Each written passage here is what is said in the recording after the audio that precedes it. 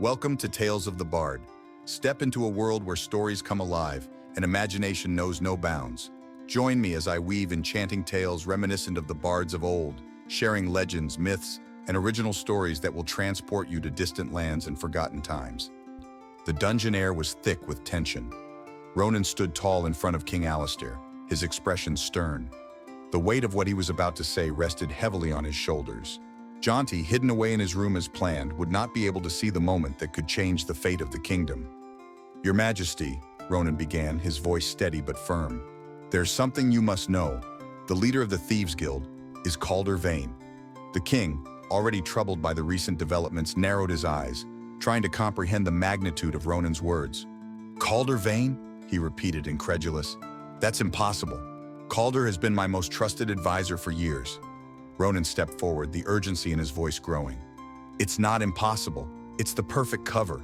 Calder has been feeding information to the guild for years, manipulating situations to his benefit while maintaining his position in your court. That's how they've known about every shipment, every military movement. He's behind it all." King Alistair clenched his jaw, anger flaring behind his calm exterior. "And I trusted him with the kingdom's secrets. He's been playing us all." "There's more," Ronan continued, his tone grim. "Calder is hiding someone, his half-sister, born out of wedlock. She goes by the name Venenum. She's the one carrying out the assassinations, the poisonings, and ensuring the guild stays in power. They've worked together for years and no one suspected a thing." The king's face darkened. His trusted advisor, a man he thought loyal, had betrayed him in the worst way. "He will pay for this," Alistair growled. "But we need to be smart. If we confront him now, he'll slip away. We need to gather evidence and use his own network against him." Ronan nodded. "That's why we need Malus. Let her send word to Calder that Jaunty is dead. When he thinks the threat is gone, he'll move. We watch his every step, and when the time is right, we take him down." King Alistair's gaze grew cold, and his voice carried the weight of a monarch ready to exact justice. "When we bring Calder Vane to justice, it will be swift and without mercy. He will face the full wrath of the crown for his treachery." The plan was in motion, and the trap for Calder Vane was about to be set. Ronan stepped into the dimly lit dungeon, his expression hard as he approached the cell where Malus was held. Without a word, he reached into his bag and pulled out her assassin's knife, careful to only touch the handle. The blade glinted in the low light, and Malus's eyes widened with fear. She began to tremble, her voice shaking. "Please don't use it on me," she begged, backing into the corner of the cell. "I did what I was told. I had no choice." Ronan's gaze never wavered as he held the knife up, letting the threat linger in the air, but his voice was calm and firm when he spoke. "What is the signal?" Malus swallowed hard, realizing that the interrogation was not about violence, but information. "At 8 bells," she stammered. "A red lantern will be lit in the clock tower. It will be visible for miles, but it will only stay lit for 2 minutes. Ronan's eyes narrowed. "And what does it mean?" Malus hesitated before answering, knowing the weight of her next words. "It means that Jaunty is dead. Venenum will be able to see it from the mansion. It's how we let her know." Ronan stood silently for a moment, processing the information. He lowered the knife but didn't put it away, his mind already calculating how to use this signal to their advantage. "Good," he said, his voice still cold. "Now you're going to help us set that trap." Ronan watched Malus closely, the dim light of the dungeon casting long shadows over her trembling form. She had revealed the signal, but something about her desperation went beyond fear for herself. Her eyes darted anxiously, her hands shaking as she spoke, and Ronan sensed there was more she wasn't saying. As he held her assassin's knife, Ronan could see the flicker of terror in her eyes, but it wasn't for her own safety. "There's something else," he said, his voice low and steady. "Something you're not telling me." Malus's breath hitched, and she avoided his gaze. "No," she whispered. "I told you everything. I did what I had to." But Ronan wasn't convinced. He stepped closer, the cold steel of the knife glinting in the dim light. "You gave me the signal, but you're still afraid. Not for yourself." "Why?" Malus bit her lip, her resolve cracking. Tears welled in her eyes, but she fought to keep them from falling. She had been trained to endure, to never show weakness, but the mention of her brother threatened to break the fragile barrier she had built around her heart. She couldn't let her emotions slip, not if she wanted to keep him safe. Ronan's voice softened slightly, sensing the shift in her. "Who are you protecting, Malus? What are they holding over you?" Finally, her defenses crumbled. "My brother," she whispered, her voice breaking. "He's just a boy. He works on the Calder Vane estate, forced to labor day and night. If I mess up, if Venenum finds out that I failed or betrayed her, she'll take it out on him." Ronan's eyes darkened and his jaw clenched. He had seen this tactic before, ruthless individuals using innocent family members to control their subordinates. "So this is why you follow them, why you've stayed loyal?" Milas nodded, her hands trembling as she wiped away the stray tear that slipped down her cheek. "Venenum, she's vicious. If she even suspects I've crossed her, my little brother will suffer. She doesn't care about him, he's just leverage to keep me in line. If she knows I've been captured, if she knows Jonty is still alive, she'll punish him." Ronan stepped back, realizing the complexity of the situation. Malis wasn't just another assassin bound by loyalty to the guild. She was trapped, enslaved by the fear of what would happen to the person she loved most. "Then we have to play this carefully," Ronan said, his voice firm but not unkind. "If we expose Venenum without ensuring your brother's safety, she'll hurt him. But if we play the signal right, we'll have a chance to save him." Milas looked up at Ronan, her face filled with a glimmer of hope and desperation. "You promise?" Ronan nodded. "I'll see to it that your brother is safe, but I need you to play your part. We can take Calder and Venenum down, but we'll need to be smart. The signal has to go out, but it's not over after that. We'll make sure your brother is freed." Tears welled again in Malis's eyes, but this time they were mixed with a fragile hope. She had been living under the shadow of Calder Vane and Venenum's control for so long, but now she saw a chance for freedom, for herself and for her brother. The night was thick with anticipation. Milas's heart raced as she stood beneath the towering clock tower, her fingers trembling as she held the lantern. The 8th bell tolled, its deep sound resonating through the city, signaling the moment she dreaded yet knew had to happen. The plan was in motion, and this red lantern shining briefly from the tower would be the signal that Jonty was dead. Her thoughts flashed to Elias, her little brother, imprisoned in the stables of Calder Vane's estate. If she didn't play her part perfectly, Elias would suffer under Venenum's cruelty. Her eyes welled up, but she quickly wiped the tears away. She couldn't afford to falter now. Malis took a deep breath and lit the lantern. The flame flickered before bursting into a bright, eerie red glow that filled the top of the tower. For 2 minutes, the red light bathed the city, signaling far and wide that the assassination had been carried out. Venenum would see it from the Calder estate, believing Jonty was dead. As the flame flickered out after the 2 minutes, Malis carefully made her way back down the stairs of the clock tower, blending into the night, her heart heavy with fear for what would come next. She moved swiftly to meet Ronan at their rendezvous point near the Calder estate. Ronan was waiting for her, his face shadowed but resolute.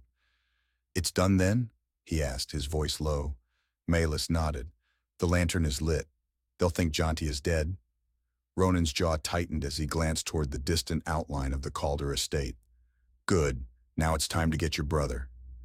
They moved swiftly through the cover of night, making their way to the estate, guided by the map Malis had drawn earlier. The group stuck to the shadows, Ronan leading the way with practiced stealth, his eyes sharp as he scanned the area for signs of trouble. Milas followed closely behind, her heart racing with every step. She couldn't stop thinking about Elias. He had no idea they were coming, and she couldn't bear the thought of what might happen if they were caught. As they neared the estate's perimeter, Milas pointed toward the stables. "He's in there," she whispered. "In the servants' quarters, near the animals." Ronan nodded. They had to be careful now. If they were seen, the entire rescue would unravel, and Elias's life would be in even greater danger. Silently, they slipped through the trees, approaching the side entrance that led to the stables. Once inside, the familiar scent of hay and the soft sounds of horses shifting in their stalls greeted them. Milas's breath caught as she spotted a small figure curled up in the corner on a bed of straw. Her brother Elias. He looked so small, so fragile. She rushed forward, dropping to her knees beside him. "Elias," she whispered, gently shaking him awake. His eyes fluttered open, confusion crossing his face as he recognized her. "Milas?" he asked, his voice groggy with sleep. "What are you doing here?" "We're getting you out," Milas replied, her voice steady but urgent. "Come on, we don't have much time." Elias looked confused, but trusted his sister enough to follow her instructions without question. He stood up, and just as Milas helped him to his feet, they heard the sound of footsteps approaching outside the stable. Ronan's head snapped toward the door, his body tensing. "Guards," he whispered, his hand gripping the hilt of his sword. They couldn't afford a fight now, not with Elias here. They had to find another way to avoid detection, and that's when Shadow appeared. The large black cat had followed them, moving silently through the stables. Shadow padded toward the entrance, letting out a sharp yowl that echoed through the night. The guards, startled by the sudden noise, stopped in their tracks. "What the hell is that?" one of them muttered, peering into the darkness. Before the guards could investigate further, Shadow darted across their path, his sleek form disappearing into the shadows. The guards, distracted by the sudden movement, hurried after him, leaving the stable entrance unguarded. Ronan took the opportunity, quickly ushering Milas and Elias out of the stables.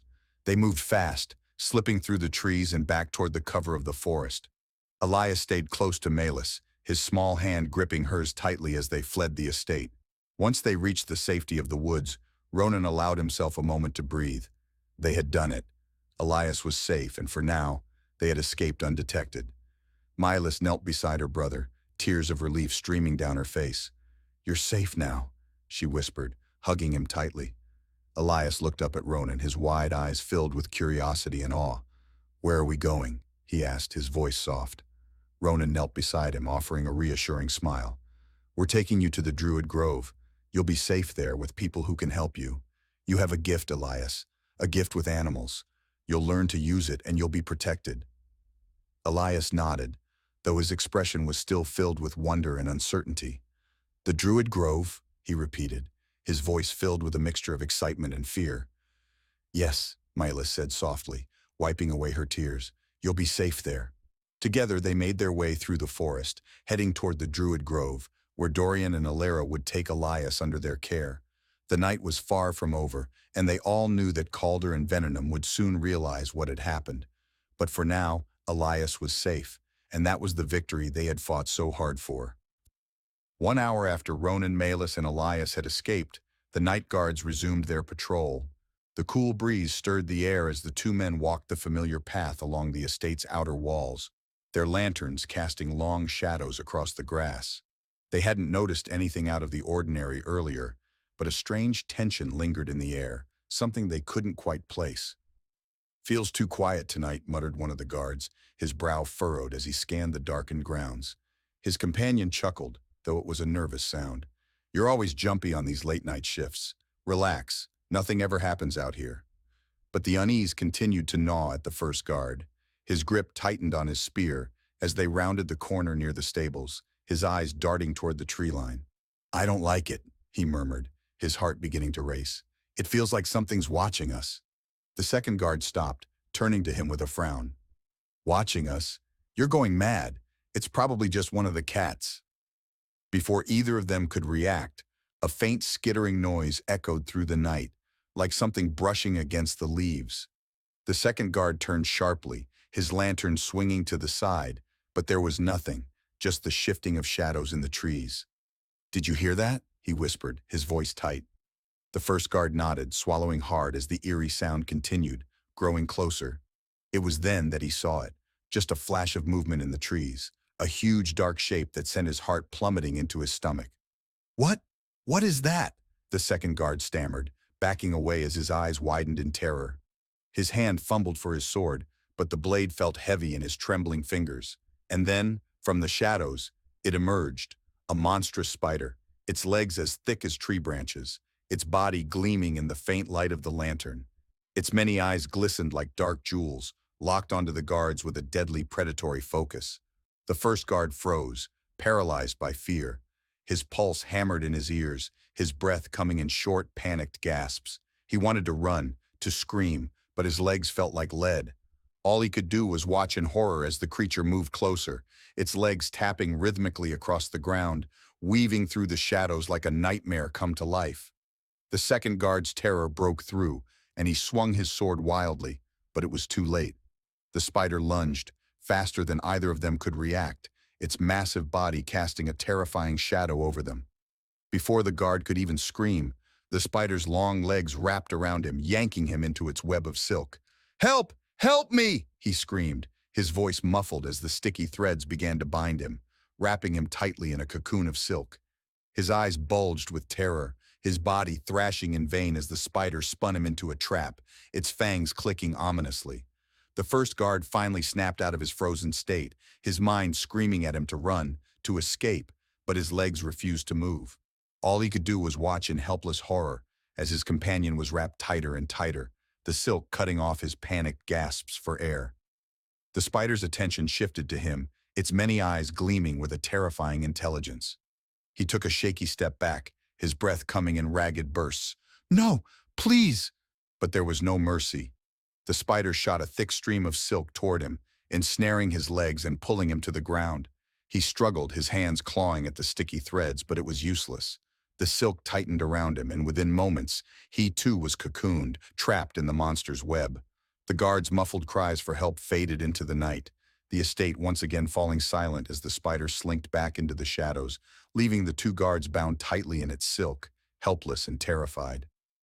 The estate remained unaware of the terror lurking just outside its walls, the monstrous creature stalking the grounds. The morning sun barely peeked over the horizon, casting a dull gray light over the Calder Vane estate. Venenum was already storming toward the stables, her mood sour and her gut telling her something was wrong. As she rounded the corner, her sharp eyes fell upon two cocooned figures, hanging pathetically at the edge of the stables, their bodies tightly wrapped in shimmering silk. Her blood boiled as she recognized the guards, still bound in their spider-like prison from the night before. Their muffled whimpers of fear only fueled her anger. They should have been alert. They should have prevented this. Now they hung uselessly in front of her, offering no protection, only incompetence. Venenum's lip curled as she approached them, and without warning, she kicked the first guard's silk-wrapped body with a vicious boot. The man inside grunted in pain, the impact causing the tightly wound threads to constrict even more. She turned and kicked the second one just as hard, her voice a hiss of rage. "What happened?" she demanded, her voice sharp enough to cut through the morning air. "Who did this to you?" The guards squirmed, their muffled voices barely audible through the thick silk. Venenum's patience snapped, and with a swift motion, she tore back part of the webbing, revealing the face of the first guard. His wide eyes were filled with terror, and his breath came in short, panicked bursts. "Skryla," he stammered, his voice shaking. "It was her. She turned into a spider, a monster. We didn't even see her coming. One minute everything was quiet, and then—" Venenum leaned in, her face twisted with fury. "And then what?" she spat. The guard gulped, his eyes darting wildly. "And then there was a cat, this huge black cat.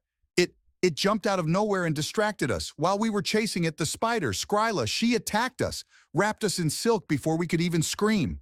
Venenum's eyes narrowed, and her anger flared hotter. Shadow, that blasted creature. She should have known the black cat had something to do with this. The guards, utterly useless, had been outwitted by a simple animal. The second guard, barely able to breathe through his fear, gasped as Venenum ripped the silk from his face as well. "Please," he begged, his voice cracking. "It wasn't just the cat. After she wrapped us up, Skryla, she turned into something else." "What do you mean, something else?" Venenum demanded, her nails digging into the guard's exposed skin as she grabbed his jaw. A bird," the guard choked, trembling violently. "She changed into a silver falcon, wings, feathers, everything. She flew away before we could do anything." Venenum recoiled slightly, fury blazing in her eyes. Skryla had outmaneuvered them again, using her silver falcon form to escape after finishing her work, and these two idiots had been completely blindsided. "You're telling me," she hissed, her voice as venomous as her name, "that you were bested by a cat and a falcon?"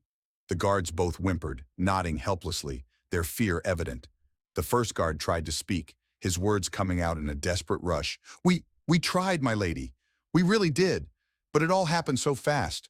One moment we were chasing the cat, the next, we were trapped. She was too fast, too strong." Venenum's cold eyes narrowed, the heat of her anger burning behind them. "Pathetic," she snarled. "You let a common animal and that witch get the better of you." The guards cowered further into their silken bonds, terrified of what might come next. But Venenum was already done with them. With one last disdainful glance, she straightened, her mind racing. This wasn't just incompetence, it was an attack. Skryla's interference wasn't random. Someone had orchestrated this, and she was going to find out who. She turned sharply, her cape swirling behind her. "I'll deal with you later," she spat over her shoulder as she walked away. "If you survive." Venenum strode back toward the mansion, rage and frustration brewing inside her. Whoever had dared to send Skryla after them would pay dearly. She would make sure of it. Venenum continued her march back toward the mansion, her mind racing. Skryla's involvement, the ambush, and the strange series of events were all starting to align, but something wasn't sitting right with her. She had sent out the signal, a red lantern at 8 bells, indicating that Jonty was dead. Venenum was confident in Melis's abilities, but Skryla's attack raised doubts. As her boots clicked against the stone path, she muttered under her breath, her sharp mind working through the possibilities. So the black cat shows up, and Skryla traps the guards, a distraction. She clenched her fists in frustration, and then the thought hit her, like ice-cold water running down her spine. Shadow and the Silver Falcon had never acted without reason. Skryla had always been strategic, meticulous. If she had gotten involved, it meant something bigger was happening, something that required her direct attention. She stopped in her tracks, her eyes narrowing with suspicion. Well, I guess I can now safely assume that Jonty is not dead, she muttered to herself, her voice laced with bitter realization. If Jonty were truly dead, there would have been no need for this elaborate attack. Someone had played her, and now she had to find out who. If Jonty was still alive, they were all in far more trouble than she had thought. Her lips curled into a dangerous smile. "So they think they can outwit me?" she whispered, venom dripping from every word. "They've made a fatal mistake." With renewed resolve, Venenum made her way toward Calder. He needed to know, and they needed to act fast. If Jonty was alive, this game was far from over, and she would make sure that next time there would be no chance for escape.